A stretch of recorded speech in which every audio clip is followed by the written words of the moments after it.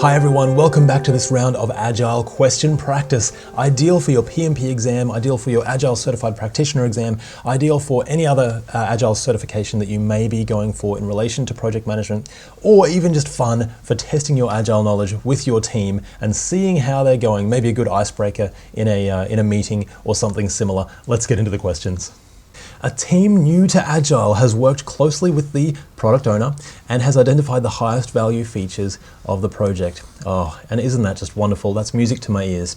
And when you've worked in Agile projects for a little while, you'll understand how important that is to have someone who represents the customer and can prioritize that value and elaborate that high level really quickly. That's so important. So what is one reason to break down those features into increments and deliver them as soon as possible? Oh, wow, what a wonderful question. And this is really, truly the heart of Agile.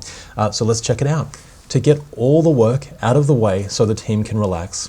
Now, I'd love to relax, but sometimes we still have to keep working. It's probably not for that reason. So we do want to do our work and we want to do it well. And we do want to relax as well, but that's probably not the core reason why we're doing this. So the project lifecycle can be shortened. Not that either. We usually have a fixed time frame, and we want to be releasing multiple features within that time frame. So the product owner can report to her executive manager that work is being done. People will do that for this reason. Sometimes people will only do the work so they can look good or improve their own personal brand, or basically do it for their own outcome. But for Agile, we're working as a team. We really want the team to be the winners here, and we want everyone to be feeling good as a team and doing the work as a team. So probably not that one, even though you will come across it in your career. Last one, to reduce the risk of the feature no longer providing value for the customer. Wow, okay, that's an interesting one. So we're wanting to break it down and deliver it as soon as possible so that it still has the chance to be adding that value to the customer. Definitely we've got customers, we're reducing risk. Those are all things that we're wanting to do in Agile. I think probably out of all of those, that's the most prominent. Well, let's go with answer D for now. Answer D. The longer a feature takes to deliver, the higher the risk is that feature will no longer provide the value that it was intended to provide. And that's, you see things moving so fast these days. That certainly can be true. Maybe if it took another 5 years to deliver the original iPhone, maybe someone else would have done it. Maybe not, of course. But it certainly has changed the way that we look at things now, hasn't it? And now that cycle is getting shorter and shorter to releasing the next one and the next one and the next one. So value-driven delivery prioritizes features by highest value and delivers them quickly for maximum customer benefit. I think that sounds pretty good to me. All right, how did you go? Let's go into the next question. You're an Agile project manager working closely with the Scrum Master and the Agile team. And the Scrum Master mentions that Agile works differently with risk compared to a traditional project. Okay, now look, risk is still important, so let's see where they're going with this. He sets a meeting with you and the team to talk through Agile risks. What will you do next? Okay, this is going to be good. Ensure the team notes and schedules high-risk activities early in the project so they are mitigated quickly. That sounds pretty good to me. I like that one. And you do that on a normal project, hopefully as well, actually. So this is where we start to see the flow on and how things work together, just on a normal project as well. It's just because it makes sense. Ensure the team identifies risks, places them in a register, and mitigates them by the end of the project. Look, that's also important and a decent approach, but with Agile, we're actually wanting to work on the risks first, to get those risks out of the way, basically, to reduce that risk. So I think we're still with A on this one. Ensure the team keeps the risk register to itself so other stakeholders don't think less of the project. Now, you'll see this happen in your career. People might just not mention risks or may keep them to themselves. And that actually has an adverse effect because then maybe you're releasing something that may not match what you're wanting it to do for the customer. So definitely, that one's not a good one for us. And lastly, ensure the risk is only captured around people, because an Agile team prefers individuals and interactions over processes and tools. Even though Agile does prefer interactions and individuals, it's basically risk is for everything and a whole part of the project. So I think we're going to go with answer A for this one. Answer A. An Agile team delivers in increments and iterates towards improvement. By prioritizing high-risk features first, future risks for the project are reduced. And that is a wonderful way to work, so that's a good one. All right, how did you go? Let's go on to the next question. You're a project manager on an Agile project that requires an external third party. This is great. This will happen a lot in your career as well. You'll see this happen all the time. To develop software for one of your features. You've worked with the project team to gather the requirements and the backlog of product features. We're doing well so far, that's good. You begin working with your procurement department. So these guys are the ones who do the contracts and that sort of thing for our third party. On a contract for the vendor. What will you do next? Oh, wow, this is a great one. Let's have a look. Request that the contract is one that accommodates changes to product scope. Okay, now this is important because Agile is all about responding to change over following a plan. So typically if we have a contract, everything is written into the contract and it's locked in, and oh no, you can't change, and oh, if you change then there's penalties.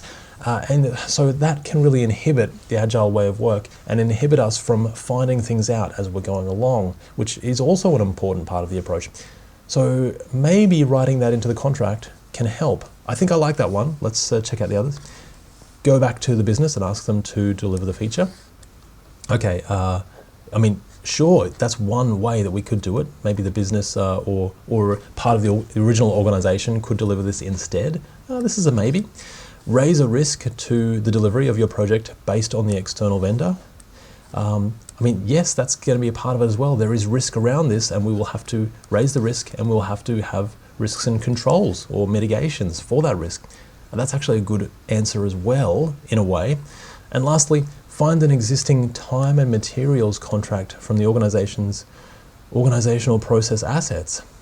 So time and materials, it typically responds to change because we're just paying for the time involved and the materials involved in creating whatever it is that we're creating. But the thing with time and materials is if it's not clearly outlined enough, then that could just keep escalating on and on and on and on, and there's no real incentive to deliver because it's the more time someone spends on it, the more they get paid. So we have to look at our incentives here. This is a really tricky question, and I love that it incorporates risk and third party and procurement, all of these things that you will see in the PMP and the PMBOK as well. Look, as tricky it is, let's go with answer A and hope for the best. Okay, that's great. Agile works with changing scope and cost as the product is completed incrementally, but primarily a fixed schedule and quality. So as you're working with the procurement department, you'll need to ensure that the contract accommodates those changing requirements. And this is going to be good. This is a good one to know for your exam. And it's a really good scenario-based question as well about all of those extra flavors of project management that you will come across. That was a great question. We've got 2 to go. Let's jump into them. Dynamic Systems Delivery Method, DSDM, is one of the founding methods with an input into Agile designed to add more rigor to the rising iterative methods of the 1990s, like Crystal and Scrum and all of these other things. It's most known for its emphasis on constraint-driven delivery, which sets cost, quality, and time at the beginning, and then uses formalized prioritization of scope to meet those constraints. Wow, that's a big mouthful. But what they're saying there is that scope is variable, and we vary it by prioritizing the best features that the customer wants first. So we deliver those features as quickly as we can, and then if we have any time left, because time is fixed, then we can deliver the lower priority features at the end. So that actually is pretty good. I like that one. And that's what you'll find in Agile in general. So we know that is true.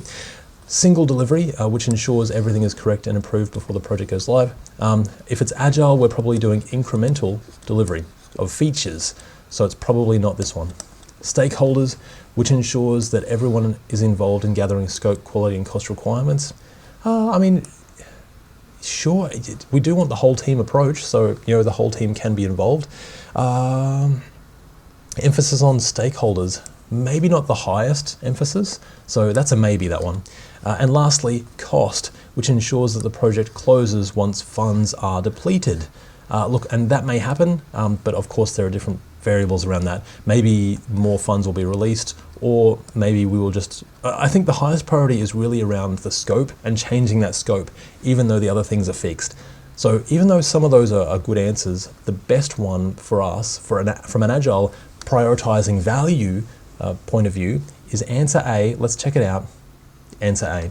Agile methods, as we know them today, work with a variable scope, while cost, quality, and schedule, or time, are often set in stone.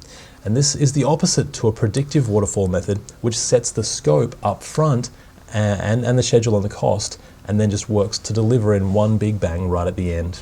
Okay, that was really good. These questions are fantastic, and we only got one to go. You're doing great. Just keep at it. The learning that we're getting from this is fantastic, and it's going to help you so much. Last question for us. Agile projects have short iterations, enabling the project team to receive early and continuous feedback on product quality throughout the development cycle. One of the benefits of Agile. By getting frequent customer feedback as the project progresses, Agile teams can incorporate most new changes into the product and the development process before, the end of the project. Okay, this is good so far. What is not one of the benefits of this approach? Okay, avoiding requirements misunderstandings, that is a benefit. So that they may not have been detected until later in the development cycle. That's why we get that feedback. And so that's really important. And at the end of the development cycle, they're much more expensive to fix. So we want to do them as quickly as possible. That's good.